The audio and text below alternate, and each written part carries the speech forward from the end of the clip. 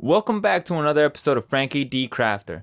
It's October, and this year we got invited to take part in Monster Bash 3. And just like last year, there's a ton of participants. I'll make sure to link the video of everybody who participated in the description below. If you aren't familiar with Monster Bash, let me give you a quick rundown. We take a group of crazy artists that are just insane enough to participate. We all draw a few cards, body parts for monsters essentially. Then we all randomly pick out 7 of them. And from those 7 cards, we make our monster. This time, it wasn't any less crazy. Check out this video of us trying to communicate with each other. Copper, I think you used the wrong video. Put the other one, bro. Yeah, that one. Yeah. Here's the video.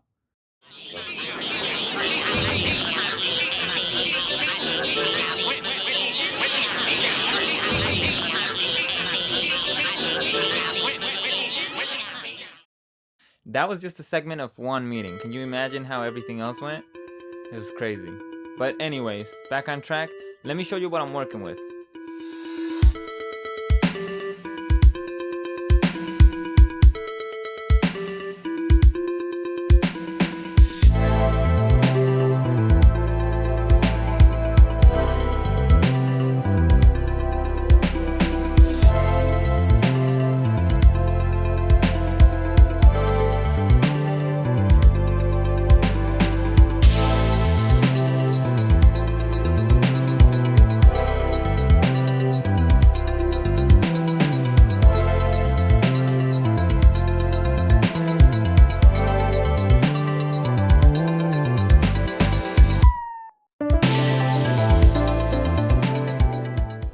I feel like most of these cards already go very well together, so I get to brainstorming.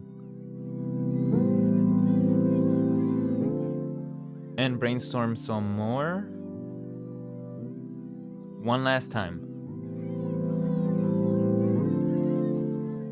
Well, that pretty much went nowhere.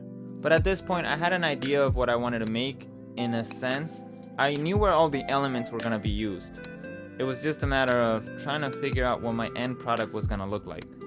And I got started with building the skeleton. All I knew at this point is that I wanted this thing to walk on 4 legs.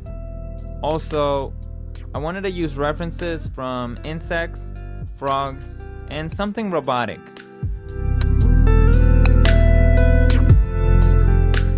It's time to add some meat on those bones. I just need to add some filler to the armature. This way I don't break the bank with my sculpting material.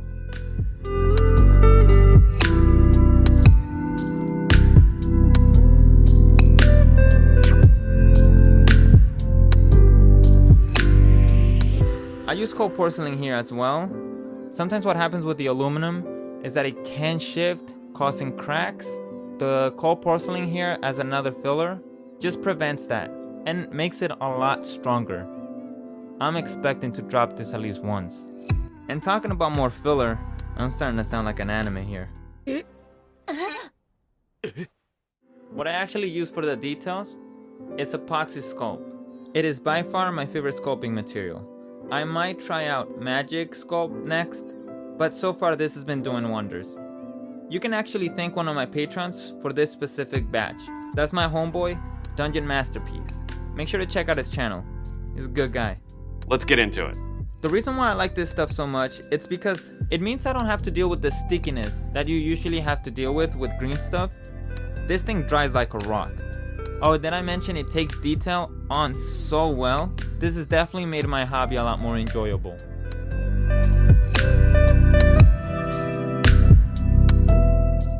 I didn't mean for this to turn into an epoxy commercial. But while I'm here, let me show you some tips.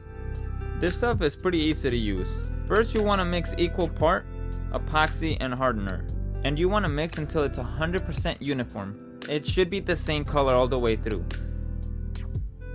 Once you mix it well, make sure to let it sit for about 5 to 10 minutes. I found that this is the best time to work on it, and it is at a point where it takes detail on very nice. I get to the point where I start knocking down the cards one by one. I started off with the tongue, simple enough.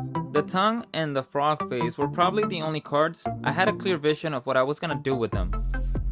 Everything else at this point was really up in the air. I decided to use the insect legs as its main form of movement. At first, I was gonna have the frog have its actual frog arms and frog legs, and have the insect legs coming out from behind it, like Dr. Octopus from Spider-Man. But looking at my concept art, I didn't see a way where I was gonna be good enough to make it not look this awkward. So I finally decided against it. And as for the thorn branch card, I decided to actually use it more of a texture than the actual thorn branch. I did technically use the thorns, but in this case they were spikes. So far I'm doing pretty good despite me winging the entire project. This card was essential for sure. It was the card that was up for the most interpretation. And what I decided to take from it is armor, because it kind of looks like a knight. This is when I decided to lean more into the hard exterior as its armor, and also adding metal plates for more defense.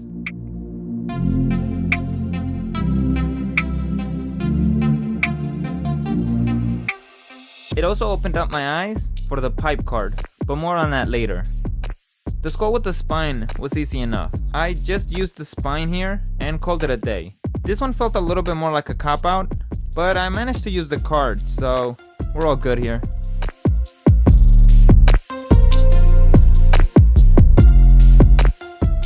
Last but not least is the smoke pipe. This was the card that knocked my project into the next level.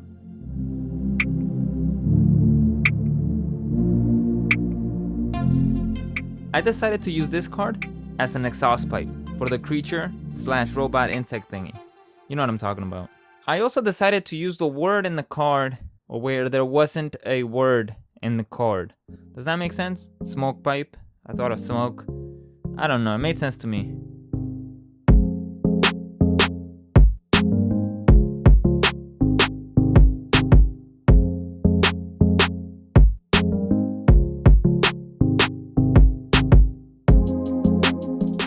We got to the final steps, which is the painting steps. And then I started painting, obviously. I started painting it like a rustic red, orangey color. It was pretty cool, but once I finished painting it, I wasn't happy with it. So I just painted it again. And this time around, I ended up painting it with a green color scheme. I actually was thinking about Cell from Dragon Ball Z as the painting scheme, and I think it came out amazingly. I think if I were to do it again, the same color scheme, I would go lighter on the greens so that when I added the black dots would be more noticeable in contrast to the green. But hindsight, I guess. Another note right here was actually, when I started to paint this, I started on the face. And I was just kind of messing around because I knew that I wanted the colors to be this specific yellow to red. And when I finished it, it just kind of gave me Majora's Mask kind of like feels to it. And I leaned into that and I painted the face as if it was Majora's Mask. This is when we finally got to the reveal stage, and we had to reveal it to everybody. And just keep in mind that when we did this reveals, we did it in 2 groups, so I'm probably gonna only show you half of the group. You should definitely check out the videos. You'll see everybody's projects there. Well, let me show you just what happened. Oh, what? It still looks so cool, dude. Like, I can't wait to see it like in the video, but like it already looks, you got smoke coming out of it, man.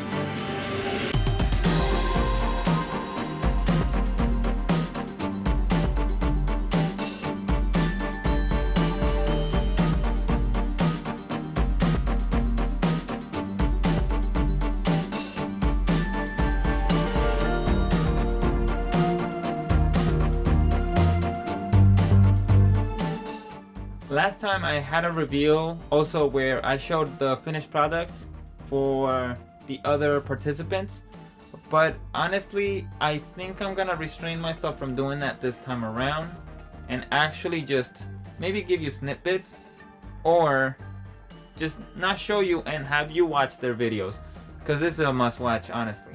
Anyways, before I start a rant, I hope you enjoyed the video. I hope I delivered. I want to thank the patrons. Without them, none of this would be possible. They are literally, I mean, this video was a perfect example where most of my materials were actually provided by my patrons. My new mic system, so huge thanks to them. And you should really consider becoming a patron on the Franky D Crafter Patreon page. Just join the Discord page. It's definitely the coolest one. I intend to be a lot more active there, at least in the month of November. I got a few projects coming up, and well, that's for later. For now, just leave a like, subscribe, do all of that YouTube stuff, and then go watch the other videos. I'll see you on the next one. Peace!